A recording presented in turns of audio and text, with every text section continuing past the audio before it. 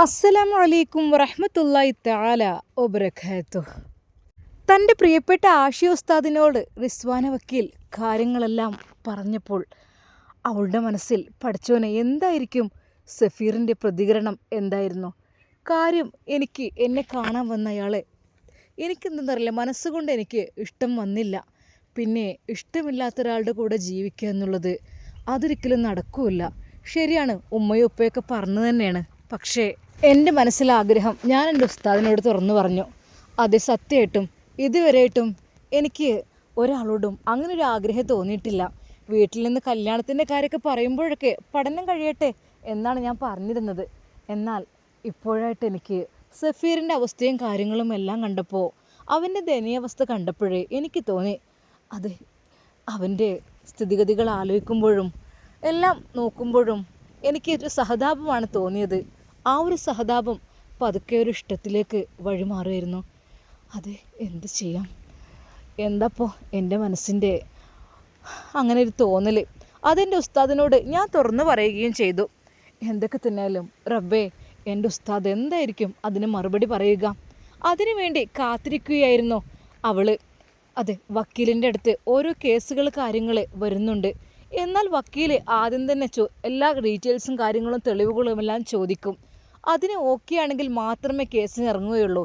അല്ലാതെ വെറുതെ എന്തെങ്കിലും കെട്ടിച്ചമച്ച് ഉണ്ടാക്കിയെന്ന് വിചാരിച്ചിട്ട് ആ കേസൊന്നും വാദിക്കുവാൻ നമ്മുടെ റിസ്വാന വക്കീൽ പോകാറില്ല. കാരണം സത്യം അറിയണം. നല്ല രീതിയിൽ അന്വേഷിച്ച് എല്ലാ കാര്യങ്ങളും ഓക്കെ ആണെങ്കിൽ മാത്രം നിരപരാധികളെ രക്ഷിക്കുവാൻ വേണ്ടി മാത്രം വക്കീൽ ഇറങ്ങും. അതാണ് അവരുടെ ശൈലി. എന്നാൽ സഫീറിൻ്റെ കാര്യത്തിൽ ശരിക്കും ബോധ്യമായി. അവൻ നാട്ടിലില്ലാത്ത സമയത്താണ് ആക്സിഡൻറ്റ് ആയി എന്ന പേരിൽ കേസ് വന്നത് ജസീറിൻ്റെയും. എന്നാൽ അത് പിന്നീട് തെളിയാൻ കഴിഞ്ഞു. കാരണം ഇത്തരത്തിലുള്ള കേസുകൾ അവൾ നല്ല രീതിയിൽ വാദിക്കും. അല്ലാത്ത പക്ഷം ബുദ്ധിമുട്ടായിരിക്കും. അള്ളാഹുവിൻ്റെ ശിക്ഷ വാങ്ങുവാൻ ഒരിക്കലും എനിക്കിഷ്ടമല്ല. ഇന്നല്ലെങ്കിൽ നാളെ ഇവിടം വിട്ടു പോകേണ്ടതാണ്. അത് കളവ് പറഞ്ഞ് ഒരുപാട് ക്യാഷ് ഉണ്ടാക്കിയിട്ട് എന്ത് കാര്യം? നല്ല രീതിയിൽ മാത്രം മുന്നോട്ട് പോകണം, അതായിരുന്നു ആഗ്രഹം. എന്തൊക്കെ തന്നെയാലും അവൾ ഓരോന്ന് ആലോചിച്ചു കൊണ്ടിരുന്നു. പെട്ടെന്ന് ഉമ്മയുടെ ഫോൺ. അല്ലാ, ഉമ്മ. ഹലോ ഉമ്മ, അസ്സലാമു അലൈക്കും. വഅലൈക്കും അസ്സലാം. അല്ല മോളെ, എന്തായി? പിന്നെ അവർ ആർക്കൊക്കെ ഇനിയും കാണാൻ വരണം എന്നൊക്കെ പറയുന്നുണ്ട്. ഉമ്മയും മോനും അല്ലേ വന്നത്? മറ്റ് ആർക്കൊക്കെ കുടുംബങ്ങൾക്ക് കാണാൻ വരണമെന്നോ പെട്ടെന്ന് എൻഗേജ്മെൻ്റ് ആക്കാം എന്നാണ് പറയുന്നത്. കാരണം ഇനിയിപ്പോൾ പ്രത്യേകിച്ച് ആളുകൾക്കൊന്നും അങ്ങനെ കാണേണ്ട ആവശ്യമൊന്നുമില്ല എന്ന് പറഞ്ഞു. ഉമ്മാക്കും മോനക്കും പറ്റിയ സ്ഥിതിക്ക് ഇന്നിപ്പോൾ എൻഗേജ്മെൻ്റ് ആക്കാം. അത് കഴിഞ്ഞിട്ട് നിക്കാഹം കഴിഞ്ഞാൽ പിന്നെ നിങ്ങൾ ഇഷ്ടം പോലെ തന്നെ ആയില്ലേ? ഉമ്മയുടെ വാക്ക് കേട്ട് ശരിക്കും അവൾ ഞെട്ടിപ്പോയി. ഉമ്മ, എന്താ മോളെ, ഇനി എൻ്റെ കുട്ടി എതിർത്തൊന്നും പറയല്ലേ? എന്താ നീ ഇങ്ങനെ? ഉമ്മ, ഞാൻ എതിർത്ത് പറയല്ല. പക്ഷേ ഉമ്മ, എൻ്റെ കാര്യങ്ങളെല്ലാം എനിക്ക് മുന്നോട്ട് കൊണ്ടുപോകണം. എൻ്റെ പൊന്നാര മോളെ, നിന്നെ നല്ല രീതിയിൽ നോക്കും അവർ.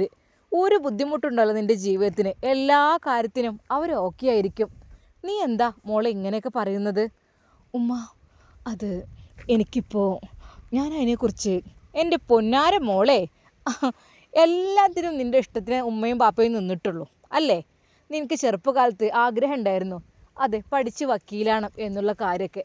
അതിനൊക്കെ കൂട്ടുനിന്നു ഉമ്മയും ഉപ്പയും. ഉമ്മ, അത് ഞാൻ ശരിയാണ്, നീ എൻട്രൻസ് ചെയ്തുണ്ടാക്കി തന്നെയാണ്, അതൊക്കെ ശരി തന്നെയാണ്.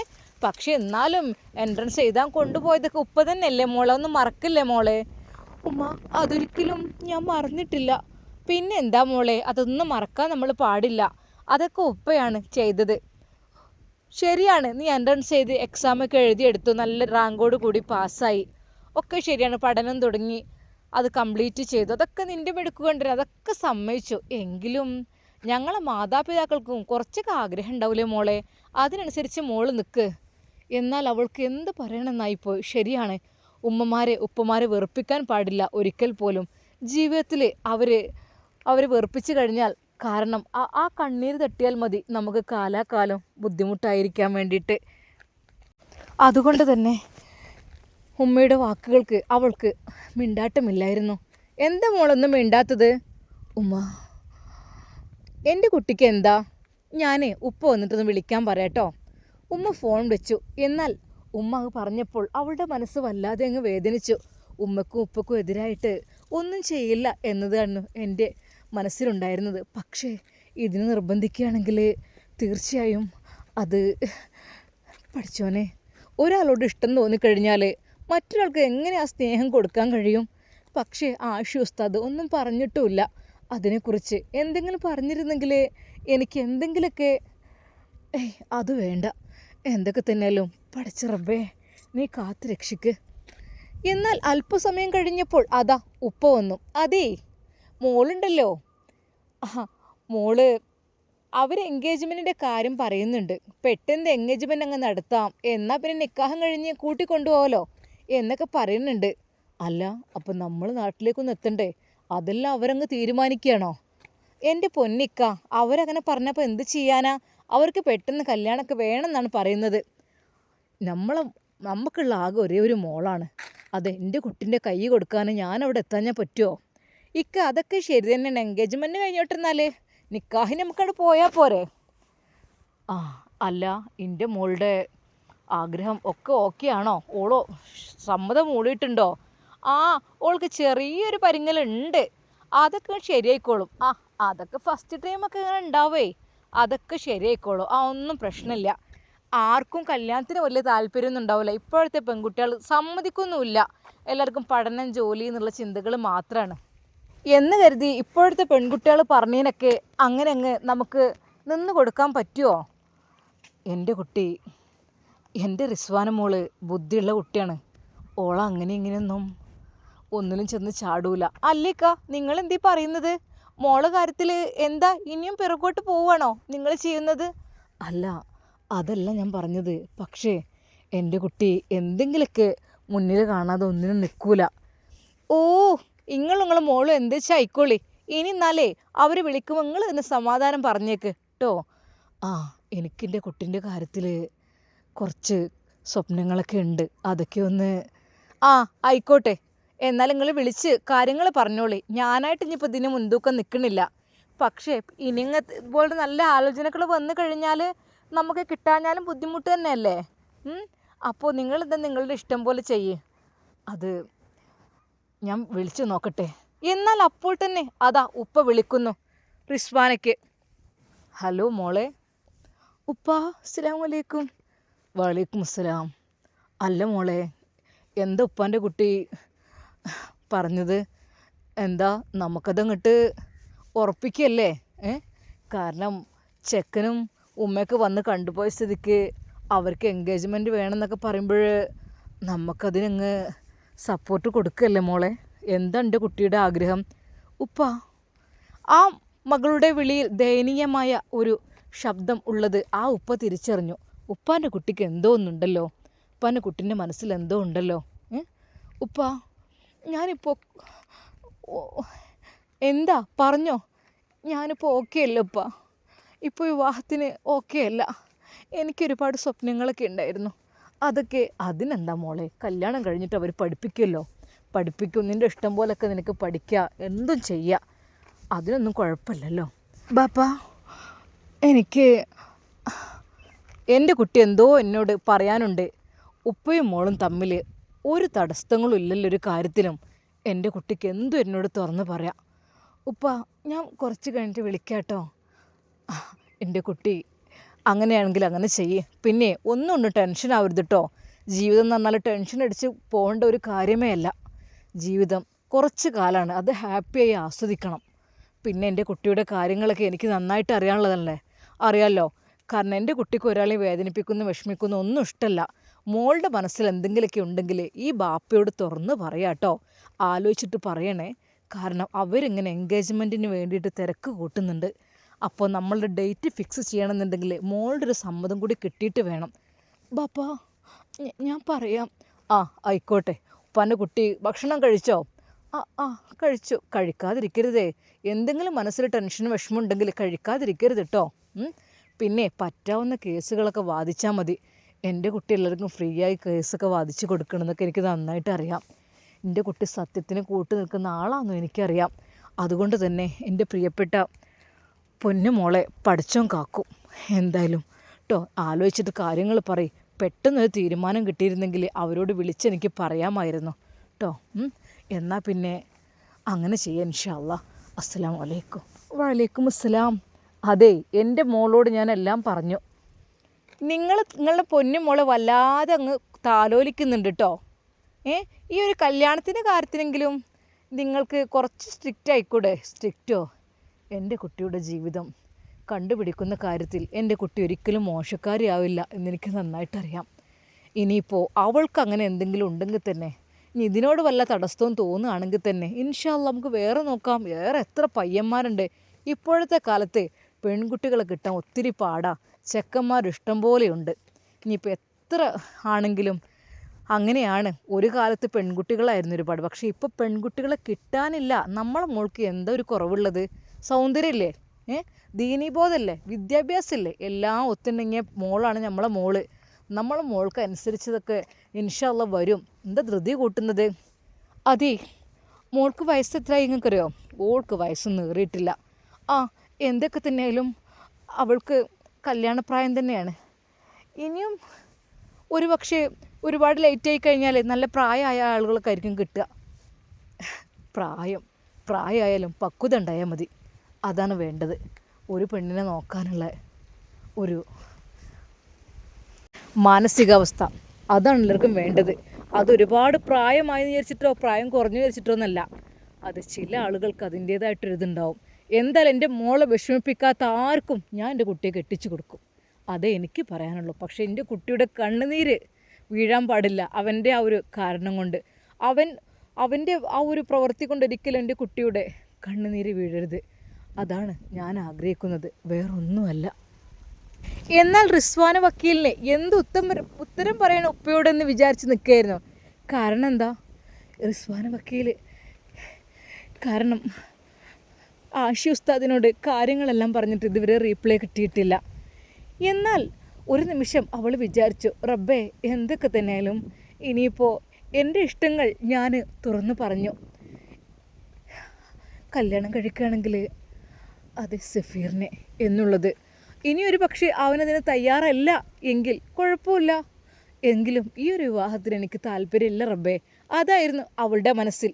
അന്ന് ഉച്ച കഴിഞ്ഞു, നിസ്കാരം കഴിഞ്ഞ് ഭക്ഷണം കഴിക്കുവാൻ വേണ്ടി നിന്നപ്പോൾ അതാ ഫോണ് ബെല്ലടിക്കുന്നു. അല്ലാ, ആഷി ഉസ്താദാണല്ലോ. ഹലോ ഉസ്താദേ. മോളെ, അസ്സലാമു അലൈക്കും. വലൈക്കും അസ്സലാം വറഹ്മത്തുള്ളാ. എന്താ പണി? ഞാൻ ഫുഡ് കഴിക്കാൻ വേണ്ടി. ഓക്കെ എന്നാൽ ഫുഡ് കഴിച്ചോളൂ. അല്ല, ഞാൻ തുടങ്ങുന്നേ ഉള്ളൂ. അല്ല ഉസ്താദേ.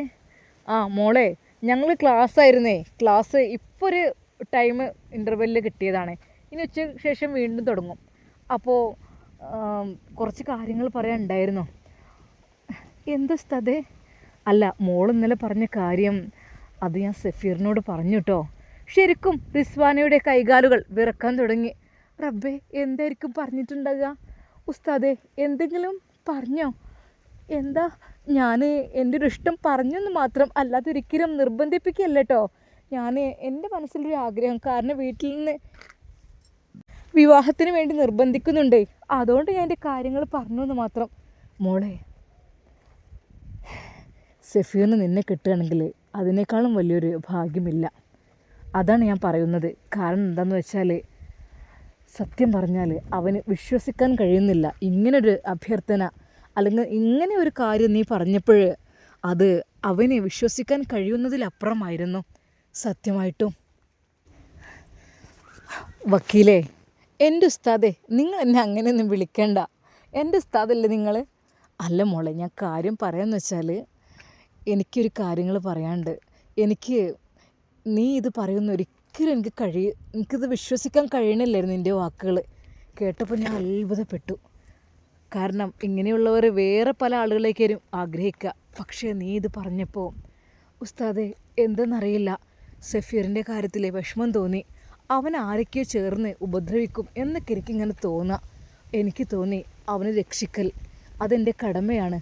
അതുമാത്രമല്ല, അവൻ്റെ കൂടെ ജീവിക്കുമ്പോഴും അതിന് ഒരു വല്ലാത്തൊരു അനുഭവമായിരിക്കും അത് എന്നും എനിക്ക് തോന്നി.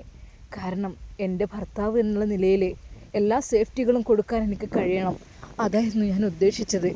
പിന്നെ ഉസ്താദ്, എനിക്ക് എൻ്റെ മനസ്സിൻ്റെ ഉള്ളിൽ എന്തൊക്കെയൊരു ആ ആ മനസ്സിലായി. അതൊന്നും വിഷയമല്ല. എന്നാൽ അവൻ സന്തോഷിച്ച് നിൽക്കുകയാണ് കേട്ടോ. അവന് വളരെയധികം ഹാപ്പിയായി നിൽക്കുകയാണ്. വളരെയധികം ഒത്തിരി എന്ന് വെച്ചാൽ അവന് പറഞ്ഞു, ഞാൻ എൻ്റെ മനസ്സിൽ ആഗ്രഹിച്ചിരുന്നു, പക്ഷേ ഒരു വക്കീലിനോട് ഇങ്ങനെ അഭ്യർത്ഥിക്കുന്നത്, എൻ്റെ ജീവൻ രക്ഷിച്ച ഒരു വക്കീലിനോട് ഇത് പറയുന്നത് മോശമല്ലേ എന്ന് കരുതി ഇഷ്ടങ്ങൾ മനസ്സിൻ്റെ ഉള്ളിൽ അടക്കി പിടിച്ച് വെച്ചതായിരുന്നു ഞാൻ എന്നാണ് അവന് പറഞ്ഞത്.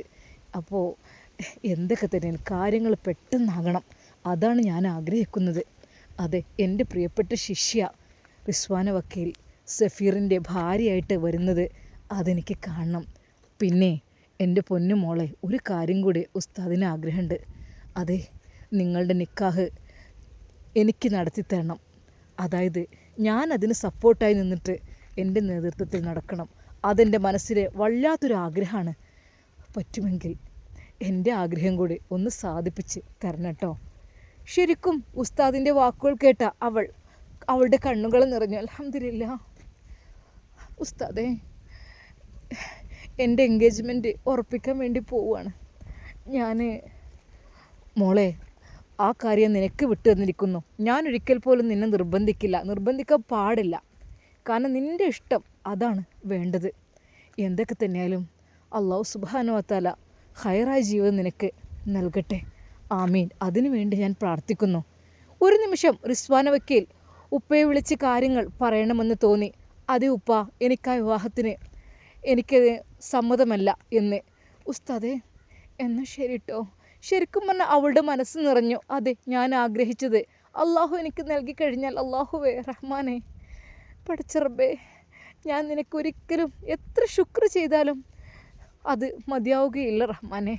അല്ലാഹ് റബ്ബേ, നീ എൻ്റെ പ്രാർത്ഥന സ്വീകരിക്കുക റഹ്മാനെ. റിസ്വാന വക്കീൽ മനം തുറന്ന് അള്ളാഹുവിനോട് പ്രാർത്ഥിച്ചു. ഇൻഷാ അല്ലാഹ് പെട്ടെന്ന് തന്നെ അവരുടെ നിക്കാഹ് കഴിയണം. അതാണ് നമ്മളുടെ എല്ലാവരുടെയും ആഗ്രഹം അല്ലേ? പക്ഷേ അതിനു മുമ്പായിട്ട് ആ എൻഗേജ്മെൻറ്റിൻ്റെ കാര്യമൊക്കെ അതങ്ങ് ക്യാൻസലാക്കണം. അല്ലെങ്കിൽ അവരതല്ല അതിനപ്പുറവും ചെയ്യും. എന്നാൽ ഉപ്പയ്ക്ക് വേണ്ടി വിളിക്കുവാൻ വേണ്ടി അവൾ ഒരുങ്ങുന്നു. തൻ്റെ പ്രിയപ്പെട്ട ഉപ്പായോട് ഇതെല്ലാം തുറന്നു പറയണം. ഉപ്പ എൻ്റെ ഇഷ്ടങ്ങൾക്കെല്ലാം നിൽക്കുന്ന ആളാണ്. അതെ, മക്കളുടെ സന്തോഷം അതാണ് എൻ്റെ ഉപ്പയും ആഗ്രഹിക്കുന്നത്. മക്കളുടെ സന്തോഷം എന്താണോ അത് നടത്തി തരുന്നതാണ് എൻ്റെ ഉപ്പ. എനിക്ക് എൻ്റെ ഉപ്പയെ നന്നായിട്ടറിയാം. അവൾ തൻ്റെ പ്രിയപ്പെട്ട ഉപ്പാക്കും ഉമ്മാക്കും വേണ്ടി പ്രാർത്ഥിച്ചു. റബ്ബി റഹ്മുമാ റബ്ബിയാനി സഗീറ. അല്ലാ, എൻ്റെ പിതാവിൻ്റെ സ്നേഹം എൻ്റെ മാതാവിൻ്റെ സ്നേഹത്തേക്കാൾ എത്രയോ ആണ് റബ്ബേ. അത്രക്കും എന്നെ കണ്ണിലുണ്ണി പോയത് നോക്കിയ എൻ്റെ പൊന്നുപ്പ. അല്ലാ പഠിച്ചോനെ. ശരിക്കും അവളുടെ പിതാവിൻ്റെ കാര്യം ആലോചിച്ച് അവളുടെ കണ്ണുകൾ നിറഞ്ഞു. ഇൻഷാ അല്ലാ നമ്മുടെ റിസ്വാന വക്കീൽ അതാ ഉപ്പാക്ക് വേണ്ടി വിളിക്കും. നമുക്കത് കാത്തിരിക്കാം അതിനു വേണ്ടി. പ്രിയപ്പെട്ടവരെ, ഒരു കാര്യം, വേദനാജനകമായൊരു കാര്യം കേട്ടോ പറയാനുണ്ട്. അതായത് ഇന്നിവിടെ ഒരു 9ാം ക്ലാസ്സിൽ പഠിക്കുന്നൊരു കുട്ടി, നഷ്നി ഷെറിൻ എന്ന് പറഞ്ഞൊരു പെൺകുട്ടി, കാണാൻ മനോഹരമായ നല്ലൊരു മൊഞ്ചത്തി പെൺകുട്ടി. ഞാൻ ഫോട്ടോ കാര്യങ്ങളൊന്നും ഇതിൽ കൊടുക്കുന്നില്ല. അത് വല്ലാത്തൊരു ന്യൂസാണ് ഈ ഒരു ഗ്രാമത്തിൽ കേൾക്കാൻ കഴിഞ്ഞത്. ഇപ്പം ഞാൻ നിൽക്കുന്നത് വയനാട് ജില്ലയിലാണ്. വയനാട് ജില്ലയിൽ ഉമ്മയുടെ അനിയത്തിൻ്റെ വീട്ടിലേക്ക് വന്നതാണ്. ഇപ്പോൾ 2 ദിവസം മദ്രസ സ്കൂളൊക്കെ ലീവായപ്പോഴേ ഇങ്ങോട്ട് വന്നതാണ്. അപ്പോൾ ഇവരൊക്കെ ശരിക്കൊരു ഷോക്കിൽ നിൽക്കുന്നതായിട്ടാണ് കണ്ടത്.